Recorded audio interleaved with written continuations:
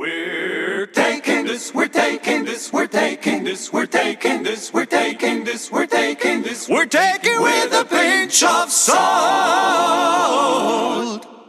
Welcome, ladies and gentlemen, to a new episode of A Pinch of Salt, a new podcast by ERA. We are recording this at the ERA Congress in lovely Stockholm on May 23rd, 2024. And with us today is Professor Danilo Fliser. Professor Fliser is a professor of medicine at the Saarland University and the director of the Department of Internal Medicine at the Saarland University Hospital.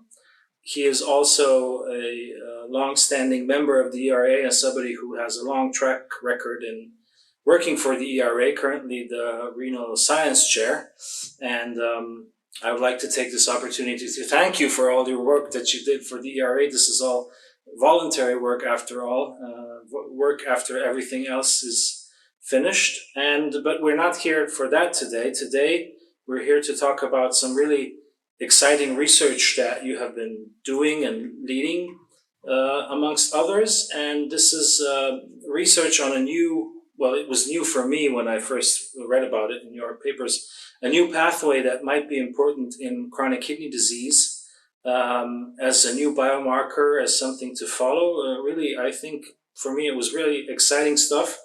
But to begin with this field, I would like to ask you, because this is a new pathway in my mind, what is the WNT beta-catenin pathway, and why is it important for the kidney and in kidney diseases?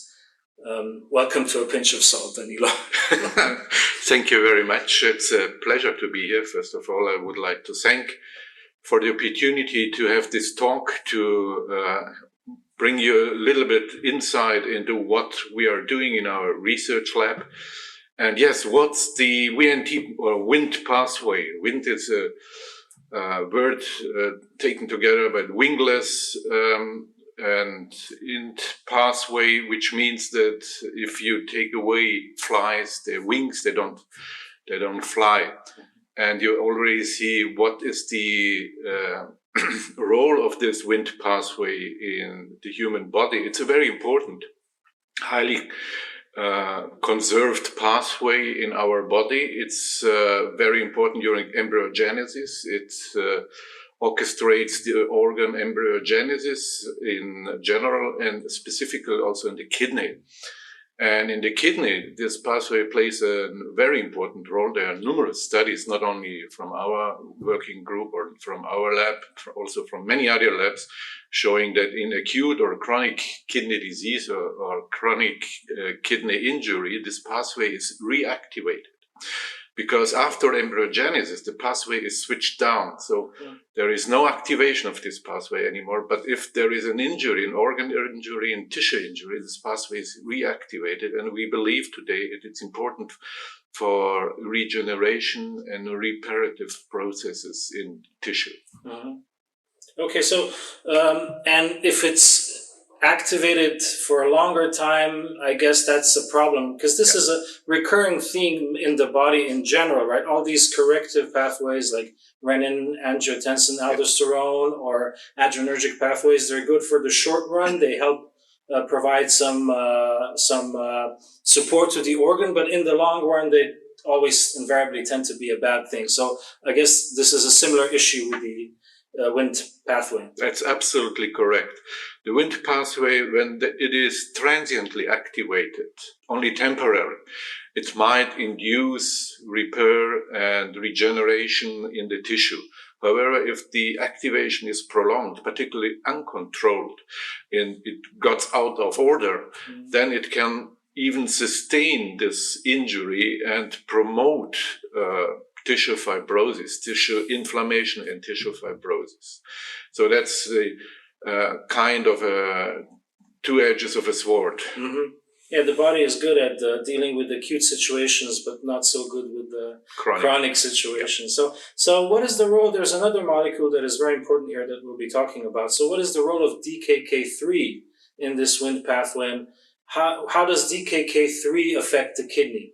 Well, DKK3 is one of the four main modulators of this pathway. That's very important because you can see how important this pathway is in our body. Usually we have a lot of modulators and molecules that somehow influence those pathways. But for this specific pathway, we have only 4 known modulators, DKK1, 2, 3, and 4. And we know the role for DKK1 and 2. They are oncogenes, actually. If they are reactivated, they are very important in tumor growth and so on. So they're oncogenes. For DKK3 and 4, we didn't know for a long time what is the exact role. And for about 10 years, we know now that DKK3 is an important modulator also of this Wnt pathway, in particular in kidney disease. And when it is activated, when the DKK3 is present, what does it then do? Is it beneficial to the kidney or is it detrimental to the kidney, the activity of this regulator? It's a bit difficult to say that, because it depends when you look to the on the injury of the kidney tissue. We believe that in the early phases of the injury, the activation is okay by DKK3, and it, as already we talked about, it probably orchestrates the inflammation, the anti-inflammatory response to an injury. But if there is prolonged activation of the system by producing more and more DKK3, if it's then uncontrolled, then it is bad. We know from example knockout experiments in different animal models of chronic kidney disease, if DKK3 in the long term is knocked out, then you don't have progressive kidney disease. If there is DKK3, it activates uncontrolled this Wnt pathway, and we have prolonged kidney injury, even kidney fibrosis. In the end, we lose the organ. So these knockout models show that it's really crucial in the progression of chronic kidney disease. And you can measure it in the urine.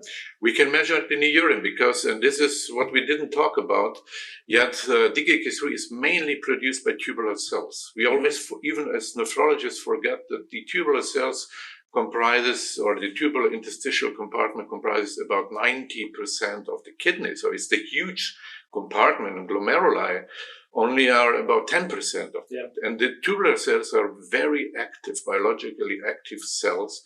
They produce a lot of substances, and one important one is DKK3. We know production of DKK3 is mainly in the proximal tubule, but also in other parts of the tubule. And these tubular cells secrete DKK3 also in a paracrine manner, and it comes also in the urine. And there we can measure it. And from those what we have discussed by now, we know that if you are healthy, kidney are not injured, there is no DKK3 measurable in the urine. As soon as you have any kind of kidney injury, you can measure DKK3 in the urine. So I'm always excited about possible new biomarkers because the existing ones are kind of flawed in a sense.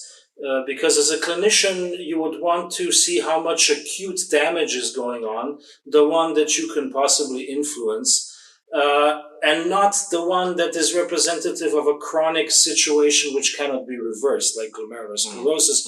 For example, in proteinuria, we have this big problem, basically, because proteinuria can either be active glomerulonephritis, some active process going on, or a chronic process. Now, will we be able to use DKK3 to distinguish between these two situations? That's what is possibly really exciting. Yeah, we believe yes, and we have also done many clinical studies in adults, but also in in children with kidney disease. We have recently published such a paper in Lancet Child Adolescent Health. Very important information that you can indeed monitor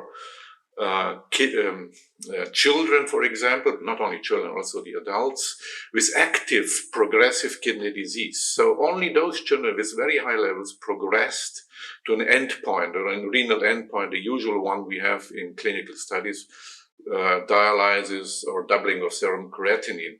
Those with very low levels, independent in time, it's a bit difficult to explain. They don't have a progressive kidney disease at that time. But importantly, we had measured DKK3 every 6 months. So we can say for the next 6 months how kidney disease will develop. Will it stop? Will it be active? Will it be inactive?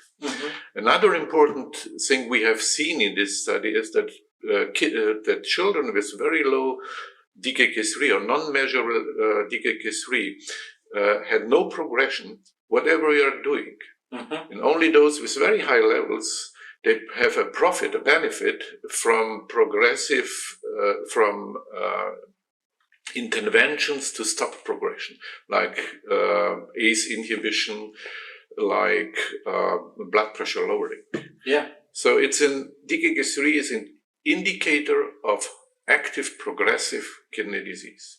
Yeah, there are two things I find really amazing about this data that you have shown in your paper. So, first of all, it seems that it's independent of the original disease. It seems completely. that way because it taps into the basic mechanisms that destroy the kidney. So, it could be used practically in any type of chronic kidney disease. Correct. That's one thing. And the other thing that I found really amazing was the thing you just referenced from the Lancet paper. And maybe I'd just like to read a part of this from the abstract to explain it one more time, perhaps. And that is that the beneficial effect of intensified blood pressure control was limited to children with urinary DKK3 higher than 1,600, the cutoff point, in terms of the combined kidney endpoint, which was progression of kidney disease.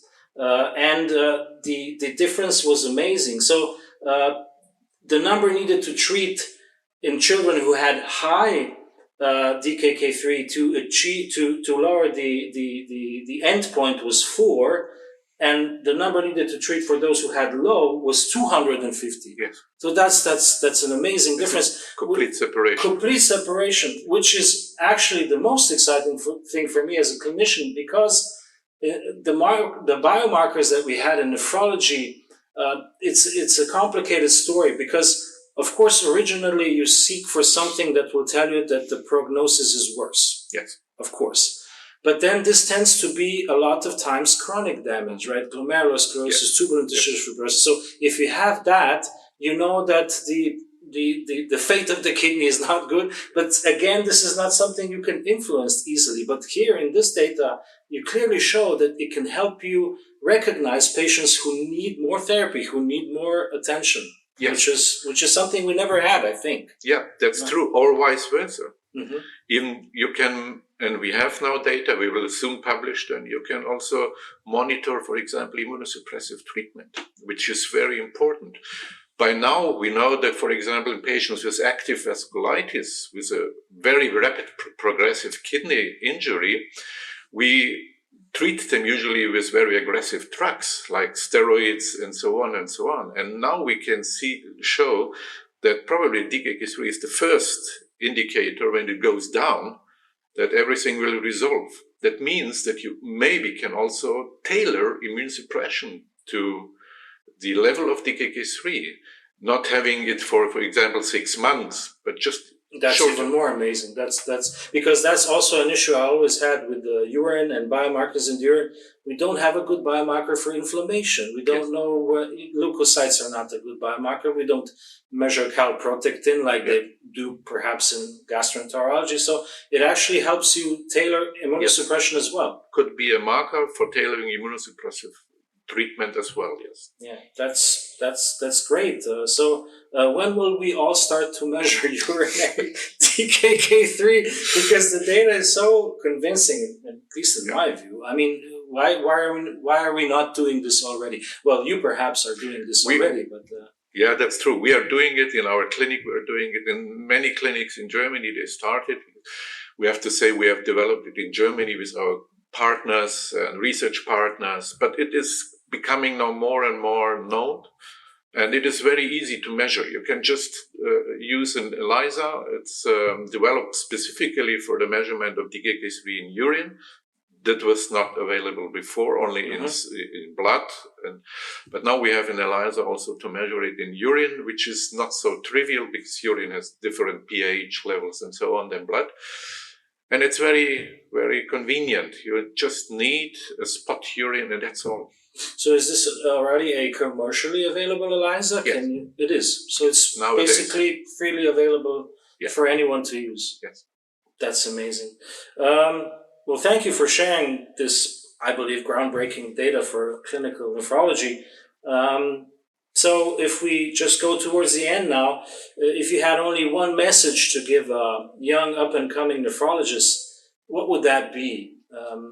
There's so much to do when you're a young nephrologist. How do you make sense of this field? How do you prosper in it? Well, it's very simple. It's what I have done always in my life. Be curious and keep asking every day if you're doing the right thing. Yeah. That's it. I like it. Because, yes, I completely agree with that. That's very Eastern philosophical, I would say, to always think about whether you're doing the right thing, because it changes through time, right? It's not a fixed concept, right? Great. So for the final question, which tends to be the most difficult one often for our guests, the question is a bit of a getting to know you question. An interesting one, it has been until now, and I'm sure it would be now again. So which book, 2 songs, and luxury item would you take to a desert island? Yeah, Danilo. I've heard that's a very hard question for many, but I knew it immediately. It is the book, probably you know it, House of God, Samuel Shem. Oh, yes. It's a classic book. I think that every medical student would have to read it at some point. Yes. I agree, and possibly in the beginning of the career. In the beginning of the career, to have no illusions. To have no illusions and to not be so, I would say, anxious about the stuff that you're feeling as a young doctor, because everybody feels it. Yeah. That's true. That's an amazing book. Yeah. Agree. Okay, 2 songs. Okay, 2 songs. First one was easy, Wicked Game from Chris Isaak. Oh. And the second one was a bit more difficult, but then I decided because I have very nice memories about the Adriatic Sea with this song. Mm-hmm. More Than This from Roxy Music. More Than This from Roxy Music. Okay, I have to check that one out. That doesn't, I know Roxy Music, but it doesn't ring a bell right now. Great choices. And luxury item, what could you not live without in a desert island, or what would you want to have with you to? That's easy, a luxury tent with a hot shower. Yes, that is easy when you think about it that way.